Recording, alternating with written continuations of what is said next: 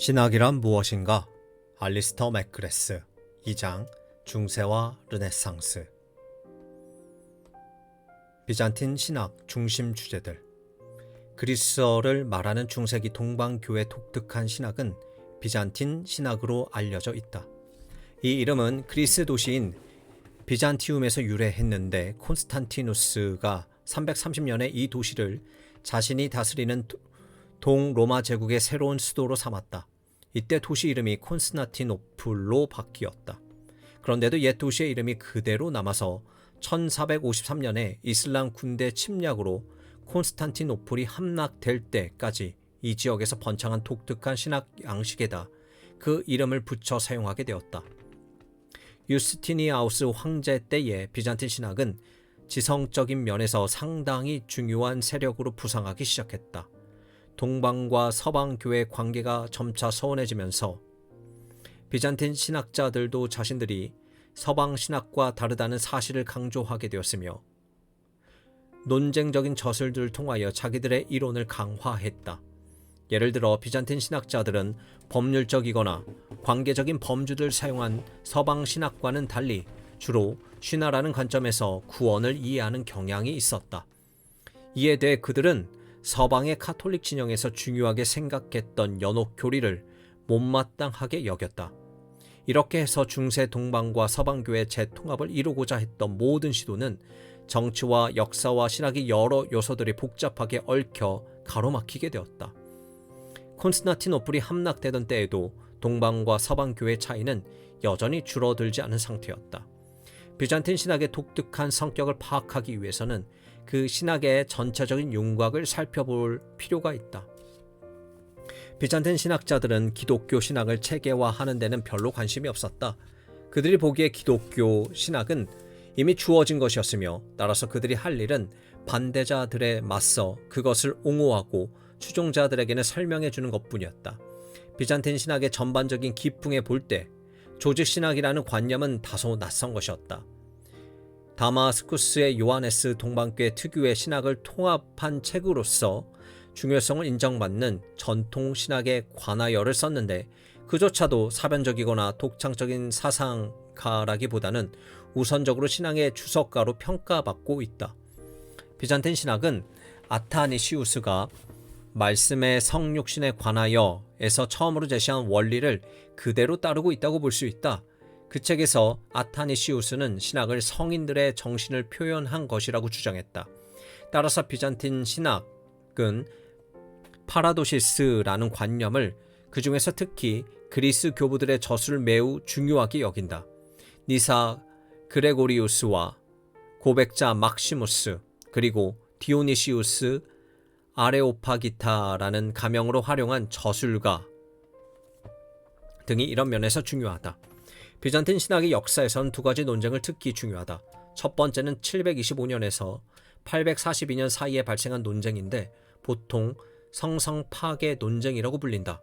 이 논쟁은 황제 레오 3세가 유대인과 이슬람 교도들이 개종하는데 성상이 장애가 된다고 판단하여 성상을 파괴하도록 결정한 일에 맞서서 터져나왔다.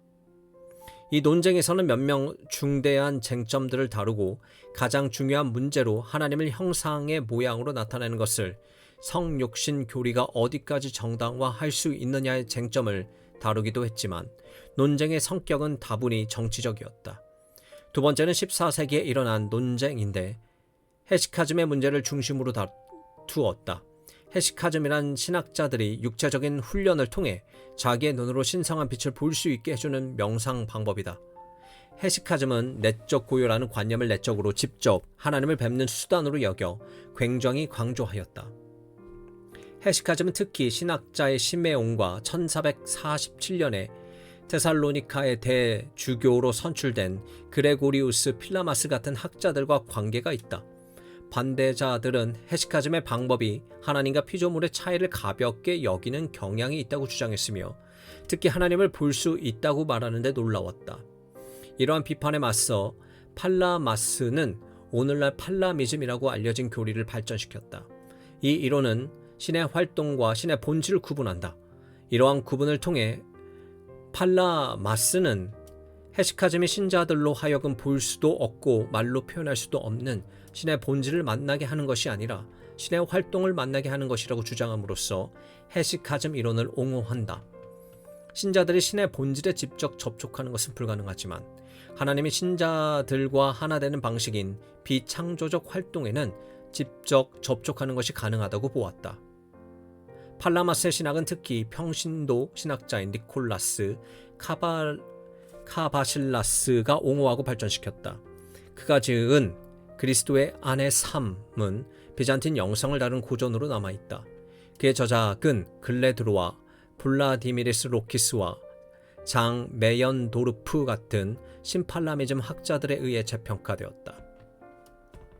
비잔틴 신학의 전성기는 그 지역에서 기독교에 맞서 지하드를 펼치던 터키의 이슬람 군대에게 대도시 콘스탄티노플이 함락된 1453년에 끝나게 된다. 이 일로 한 시대가 종말을 맞았다. 비잔티움의 멸망과 함께 종교의 지적, 정치적 지도자들이 대부분 러시아 쪽으로 넘어갔다. 러시아인들은 10세기에 비잔틴 사람들의 성교로 개종을 했으며 1054년의 대분열 때에는 그리스 편을 들었다. 15세기 말에 이르러 모스크바에 키예프는 총대주교로 확정되었으며 각각 그 나름의 정교의 신학을 형성하게 되었다.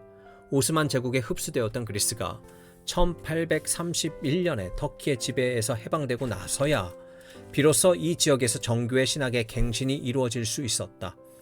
이 장에서 지금까지 살펴본 자료들을 볼 때 중세와 르네상스 기간에 서방과 동방의 기독교 신학이 크게 발전했음을 알 수 있다. 그 뒤를 잇는 신학자들은 이 시대가 여러 가지 신학 분야에서 이정표와 같은 두드러진 지위를 차지하며 또한 이 시대의 사상가들이 영구한 중요성을 지닌다고 인정한다. 스콜라주의와 인문주의의 발전이 서방 신학의 형성에 매우 중요했듯이 비잔틴 제국의 융성과 몰락은 그 뒤를 이어 러시아와 그리스에서 이루어진 그리스 정교의 발전을 제대로 이해하는 데 특별히 중요하다.